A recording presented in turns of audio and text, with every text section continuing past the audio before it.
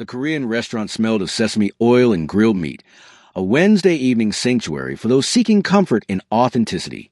Helen Wallace sat at a corner table, draped in oversized scrubs from her shift and an old university hoodie that had seen better days.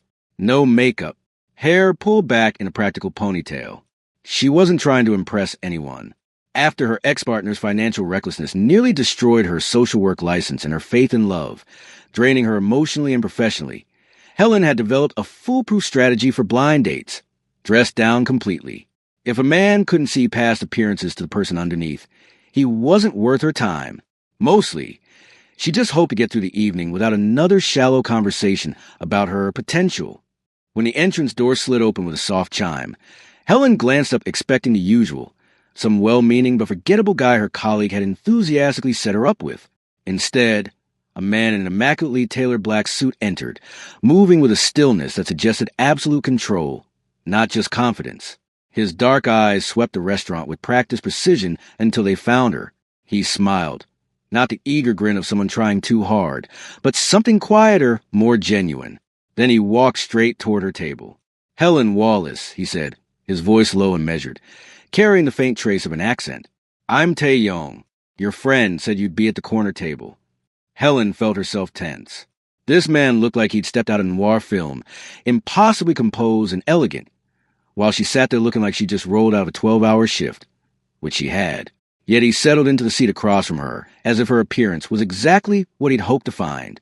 "You're not trying to impress me," Tae-yong observed, his eyes holding hers with unexpected intensity. "That's a good sign." Helen blinked, caught off guard. In her experience, men either politely masked their disappointment or made excuses to leave early. But Tae-yong leaned back slightly relaxed, as if her oversized hoodie and exhausted face were refreshing rather than off-putting. "Most people wear masks," he continued, gesturing subtly to his own impeccable appearance. "They show you what they think you want to see. You—" He paused, considering his words carefully. "You're showing me something real." There was something in his tone, something that hinted at a man tired of performances, of calculated impressions. Helen found herself studying him more closely. The sharp lines of the suit, the expensive watch that caught the light, the way the restaurant staff seemed to move around him with unusual deference.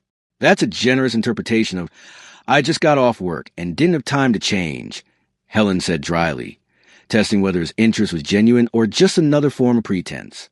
Tae-yong's smile deepened, reaching his eyes. "Even better. You have priorities beyond appearances. That's rare."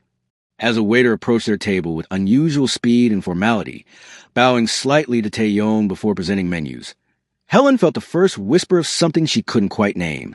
This wasn't just wealth or status. There was something else beneath the surface, something that made even a confident restaurant staff treat him with careful respect bordering on caution.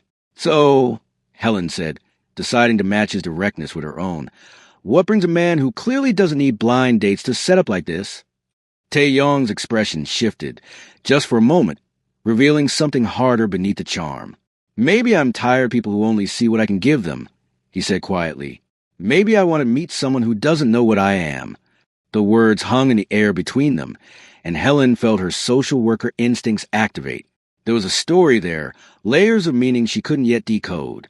But instead of pressing, she simply nodded. "Fair enough," she said. "Then let's start with who you are, not what you are."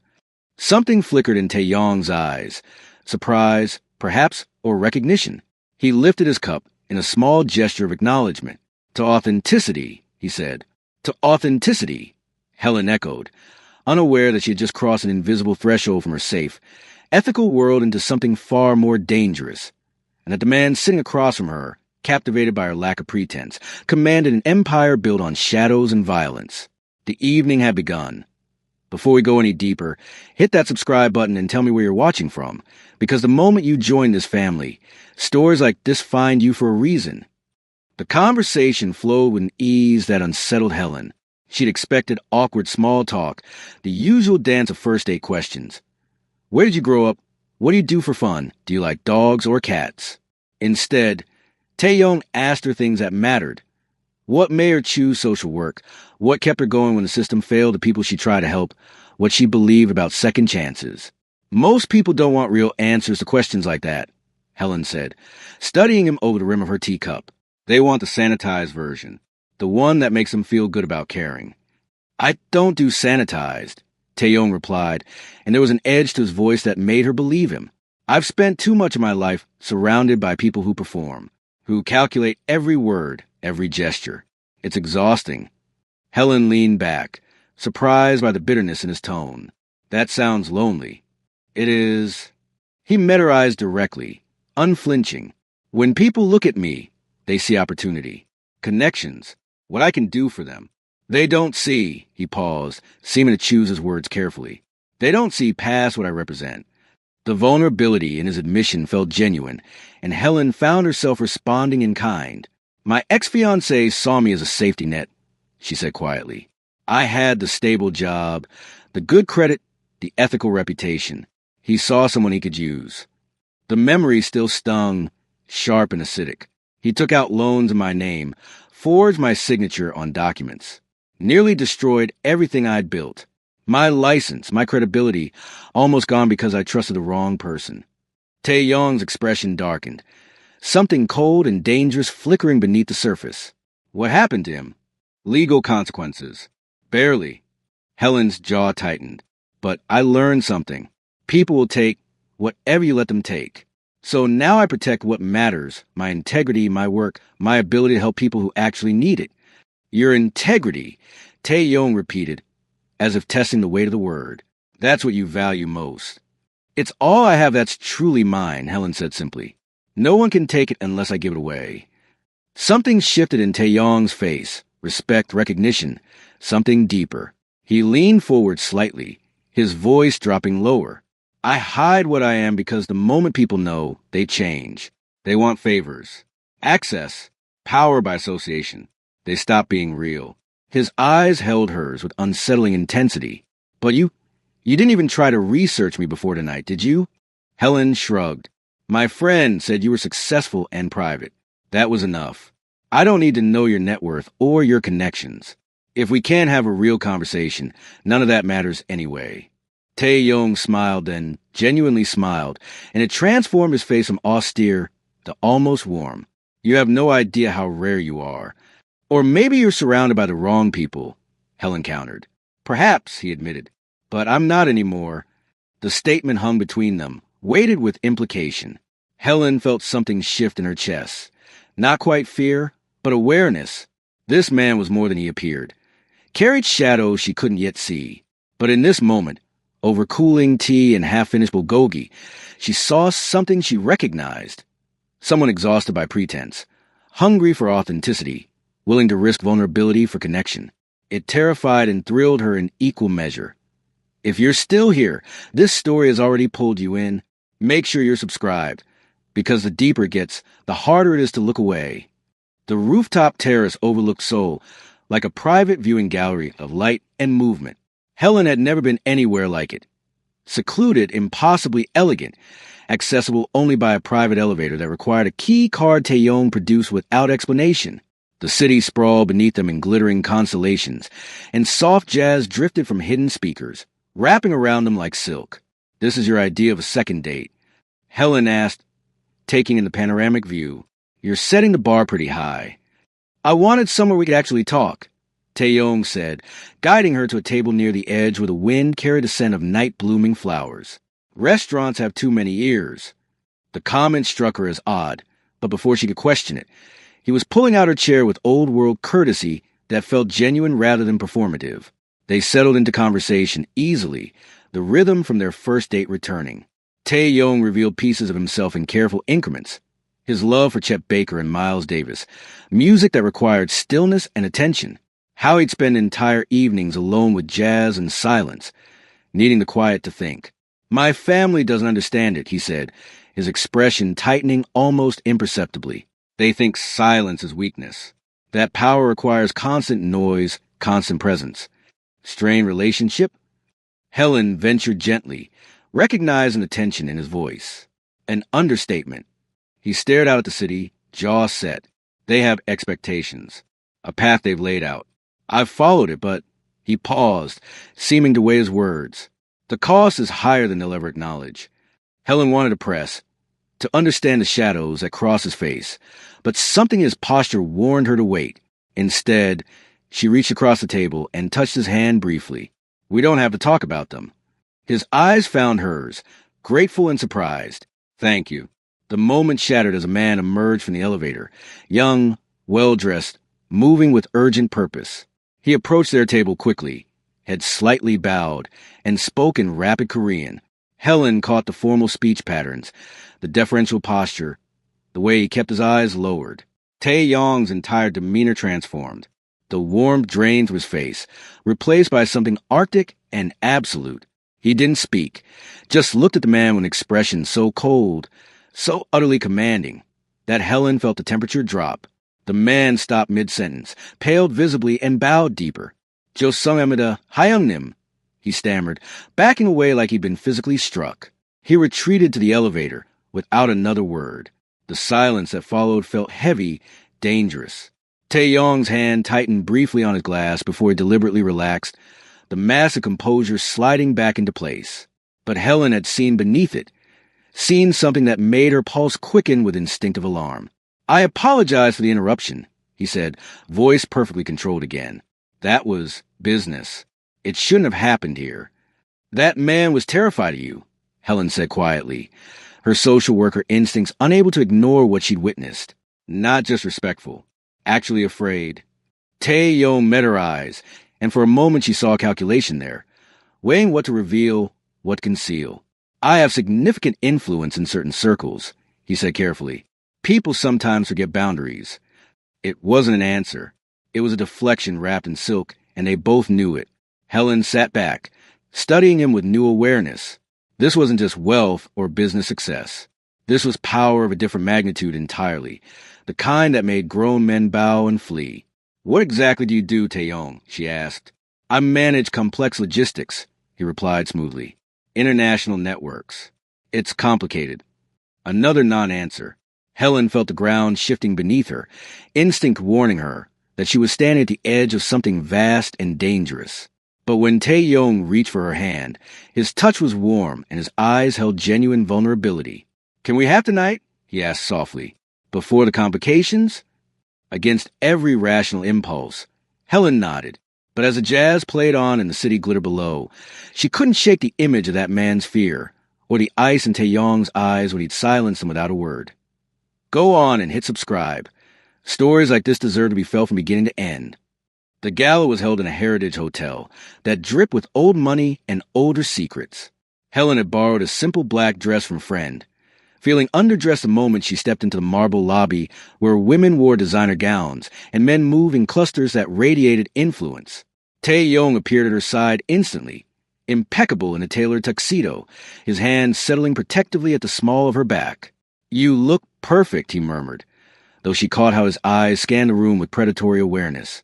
As they entered the ballroom, Helen felt the shift immediately. Conversations paused, heads turned. People tracked Tae-yong's movement with mixture of respect and something darker, wariness, perhaps fear. Men approached to greet him with elaborate courtesy, their smiles tight and calculated. "This is Helen," Tae-yong said to each person, his tone casual but firm. Just Helen. Not his girlfriend. Not a date. Just Helen. The phrase felt like both protection and distance, as if he was deliberately keeping her undefined and therefore safe from whatever dynamics operated in this room. Then June appeared. He was shorter than Tae-yong but carried himself like a weapon. Compact, precise, radiating controlled violence. His suit was expensive, his face expressionless except for his eyes, which tracked Helen with cold, analytical hostility.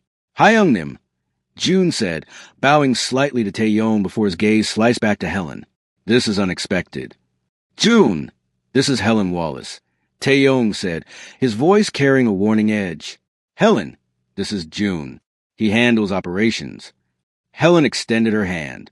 June looked at it for a beat too long before accepting it briefly, his grip firm and impersonal. "Ms. Wallace, I hope you're enjoying the evening." The words were polite. The tone was arctic. "It's certainly eye-opening," Helen replied evenly, refusing to flinch under his scrutiny. June's mouth curved slightly, not a smile, more acknowledgement of challenge. He leaned closer to Tae-yong and spoke in rapid Korean, his voice low and urgent. Helen caught the tone, if not the words. Disapproval, concern, barely contained frustration. Tae-yong responded quietly, his expression hardening. Whatever he said made June's jaw tighten, but the lieutenant stepped back and bowed curtly. As you wish, Hyungnim. He cast one more measuring look at Helen before disappearing into the crowd. He doesn't like me, Helen observed. He doesn't trust easily, Tae-yong said, and he thinks you're a complication I don't need. Am I? Tae-yong's hand found hers, fingers interlacing. You're the only thing in my life that isn't a complication. Later, in a quiet alcove away from the crowd, Tae-yong finally offered something resembling truth. My family controls a vast logistics network, he said carefully, watching her face. International. Secretive. It's why I'm guarded, why men like June exist, why people treat me the way they do. Logistics, Helen repeated, tasting the euphemism. That's a very careful word. It has to be. His eyes held hers, intense and searching. There are things I can't tell you. Things that would put you at risk just by knowing. But I need you to understand. This is my life. This is what I am. Helen felt her chest tighten.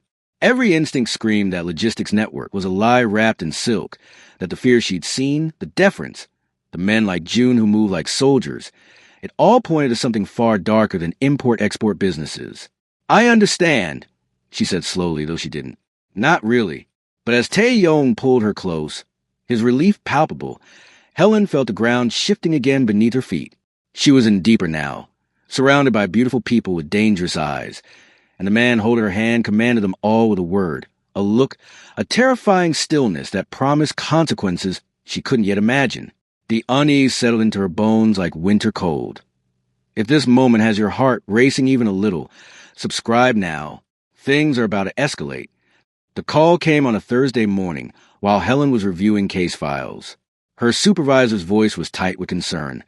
Min-jun Park didn't show for his court date. His wife says he disappeared 3 days ago. Helen's blood went cold. Min-jun was her client. A husband trying to navigate a messy domestic dispute, caught between his traditional family's expectations and his wife's allegations of emotional abuse. She'd been working with him for months, building trust, creating a safety plan. He wouldn't just vanish, unless someone made him. She spent the day calling contacts, checking hospitals, filing missing person reports. By evening, she'd uncovered something that made her hands shake. Min-jun's brother-in-law worked for a logistics company with ties to Korean organized networks. The same circles that orbited Tae-yong like satellites around a dark sun. Helen drove to Tae-yong's penthouse without calling first. The doorman recognized her and waved her through, but she barely registered the luxury surrounding her as she rode the elevator up. When Tae-yong opened the door, surprise and pleasure crossing his face, she pushed past him into the apartment. Helen, what? Min-jun Park, she said, spinning to face him. Do you know that name? Something flickered in Tae-yong's eyes. Recognition, calculation. I don't discuss. He's my client. He's missing. Her voice shook with barely controlled fury. His family has connections to your world. Tae-yong, your network. So I need you to tell me right now, is your work related to his disappearance? Tae-yong's expression hardened into something unreadable. No. That's it? Just no. I am not involved in whatever happened to your client, he said, each word precisely measured. But his eyes betrayed something else. A deep, controlled urgency that made her stomach drop. He knew something. Maybe not everything, but something. You're lying, Helen said quietly. Or you're not telling me the whole truth, which is the same thing. Tae-yong moved closer, his hands rising as if to touch her before dropping. There are things I cannot tell you. Not because I don't want to, but because knowing puts you in danger. A man is missing. Helen's voice cracked. A father. Someone I promised to help. And you're talking about protecting me? Yes, Tae-yong said fiercely. Always. Even for myself. The admission hung between them like a confession. Helen felt something break inside her chest. The fragile belief that she could separate Tae-yong from his world, that his power existed in some abstract realm that wouldn't touch her real life. This is who you are, she said, the realization bitter on her tongue. This is what your logistics network does. People disappear. Families are destroyed. and you stand there in your expensive suit and tell me you're protecting me. I would never hurt you, Taeyong said, and there was raw emotion in his voice now, breaking through his control. Never.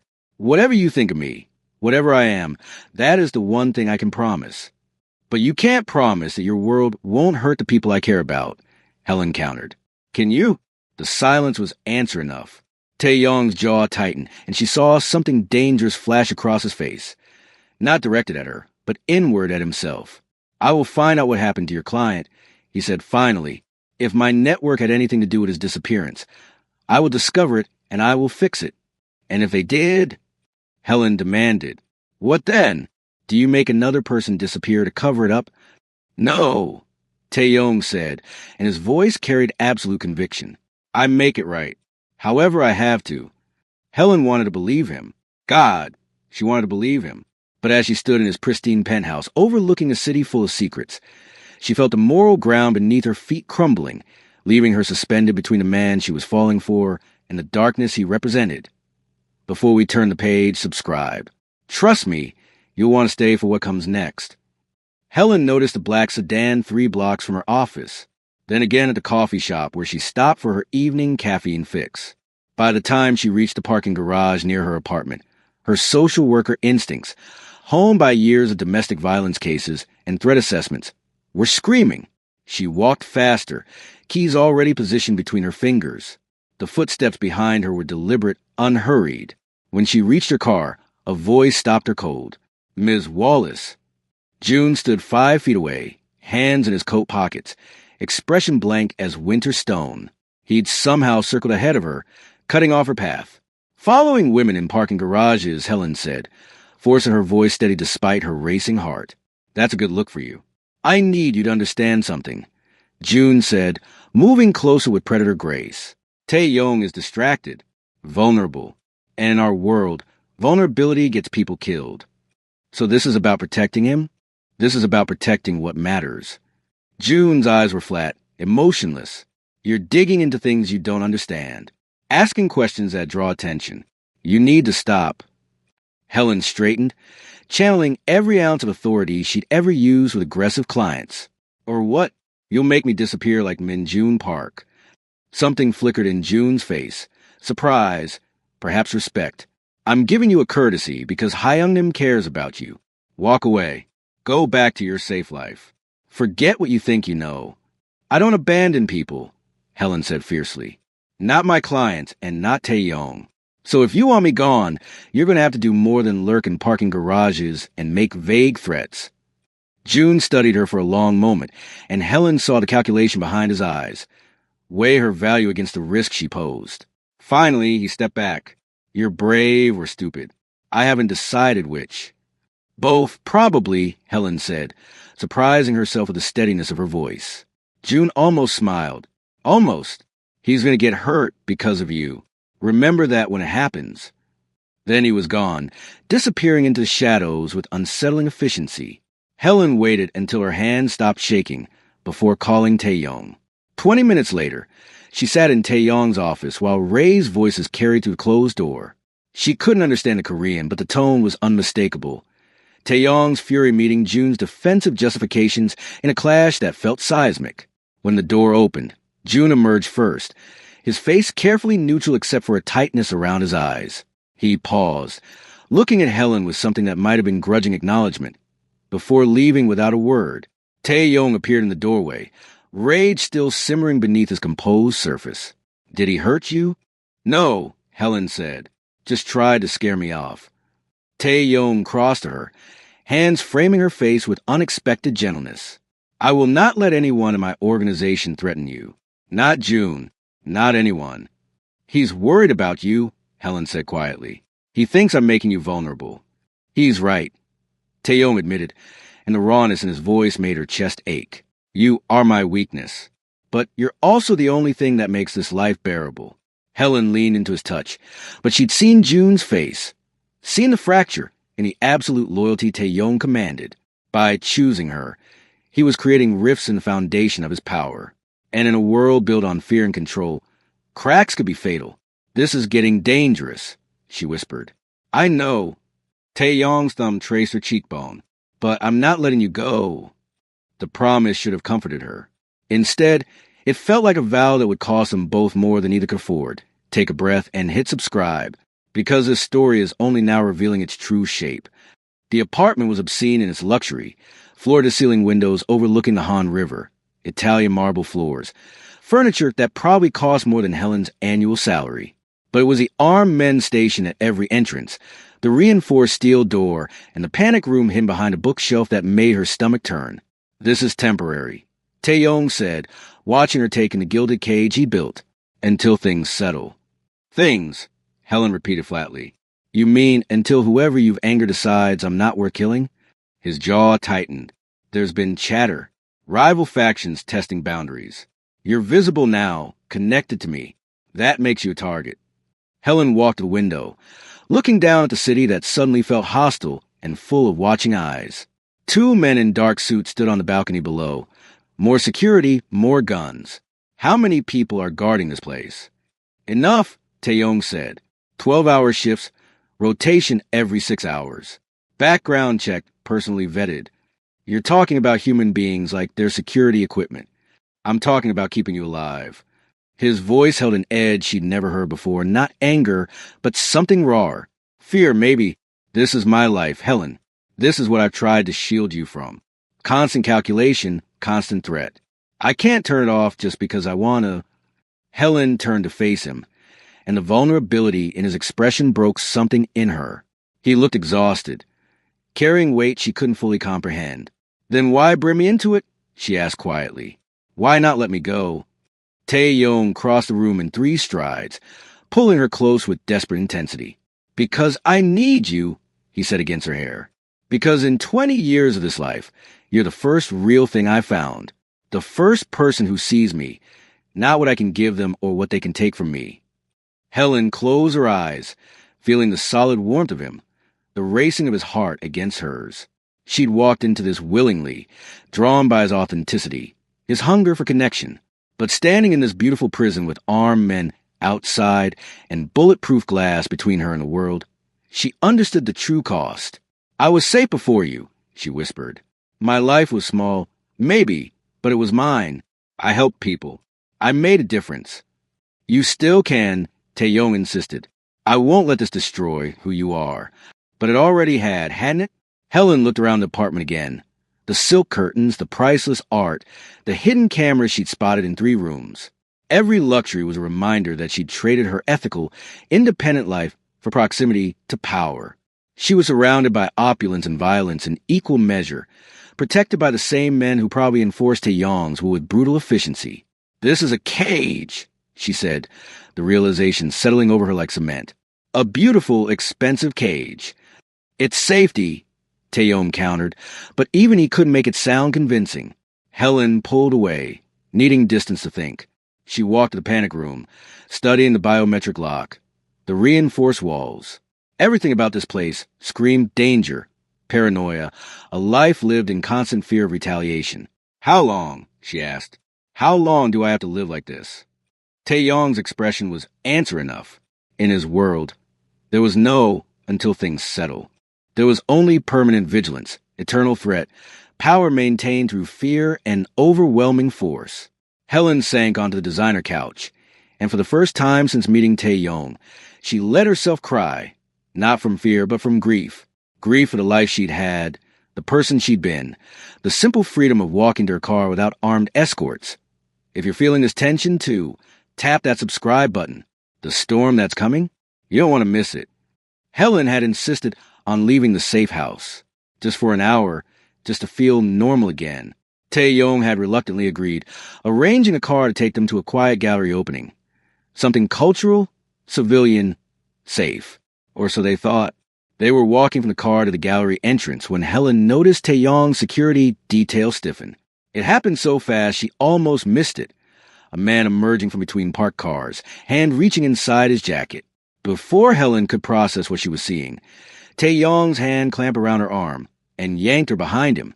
The world exploded into controlled chaos.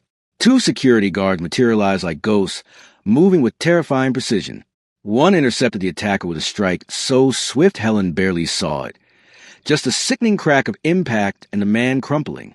The second guard swept the perimeter, hand on his concealed weapon, while a third appeared from nowhere to shield Tae-yong and Helen with his body. It was over in seconds. Silent, efficient, deadly. Helen stood frozen, heart hammering, watching as the guards hauled the unconscious attacker toward a black van that pulled up with preternatural timing. No police sirens. No witnesses scrambling away. Just a smooth, practiced machinery of violence containing itself. Tae-yong turned to her, his face a mask of cold composure that chilled her more than the attack itself. "Are you hurt?" Helen couldn't speak. She shook her head mutely. "Get her inside," Tae-yong said to the nearest guard, his voice utterly calm, as if this was nothing more than a minor inconvenience. Then he walked toward the van where they'd taken the attacker, his stride unhurried, almost casual. Helen found her voice. "Tae-yong, wait." He paused, looked back at her. In his eyes she saw something that made her blood run cold. Not fear, not anger, but a flat, pragmatic assessment of a problem that needed solving. This was the real Tae-yong. Not the vulnerable man who confessed his loneliness over tea, but the one who commanded an empire built on violence. "I'll handle this," he said simply. "Go inside. I'll be 5 minutes." 5 minutes. As if he was running an errand, not deal with a man who just tried to kill him.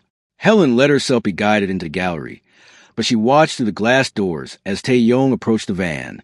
He spoke briefly to June, who had appeared like a phantom, then leaned into the van where the attacker was being held.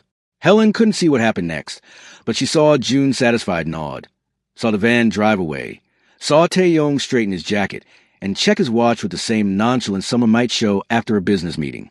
When he returned, he was smiling, that charming, warm smile that had first drawn her in. "I'm sorry about that. Shall we see the exhibit?"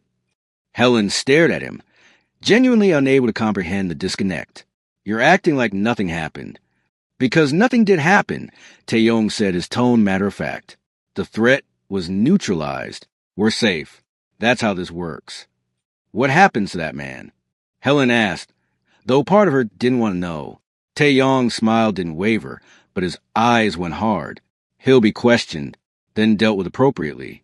Dealt with. Such a careful, sterile phrase for whatever horror awaited someone who'd threatened a Korean Mafia boss. Helen thought of the missing persons cases she'd worked, the bodies that sometimes turn up in a river, the families left with nothing but questions and grief. "You're not even shaken," she whispered. "This is just routine for you." "Yes," Tae-yong said, and the honesty in his admission was somehow worse than a lie. "This is who I am, Helen. This is what I've been trying to tell you."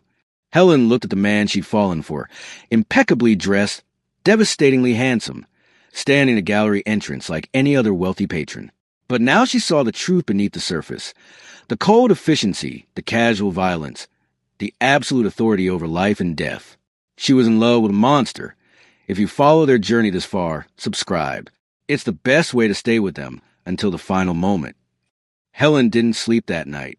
She lay in the safe house bedroom, staring at the ceiling while armed men patrolled outside her door and replayed the scene in an endless loop.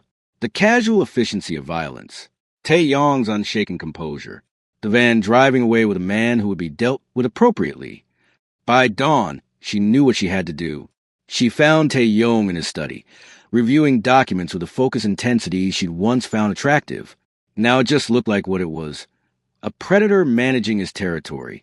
"I need to leave," Helen said from the doorway. Tae-yong looked up, and something in her voice made him set down his papers immediately. "Helen, I can't do this." The words came out strangled, raw. "I can't be here in this life watching you." Her voice broke. "I love you. God help me. I love you so much it's destroying me. But I cannot compromise my soul for you." Tae-yong stood, crossing to her with desperate urgency. "What happened yesterday was necessary. That man was sent to kill me. To kill us." "I know," Helen said, and tears were streaming down her face now. "And that's what terrifies me. That in your world, violence is necessary. That people disappear and die, and it's just business. I've spent my entire career helping people escape cycles of violence, and now I'm living with someone who perpetuates it. I protect what's mine," Tae-yong said fiercely, "including you, especially you. By becoming complicit in murder? Helen's voice rose. By standing next to you while you order people dealt with, I can't, Taeyong. I won't. Every day I stay here, I lose more of who I am. The person who believed in justice, in ethics, in right and wrong that doesn't bend because I'm in love. So what are you saying?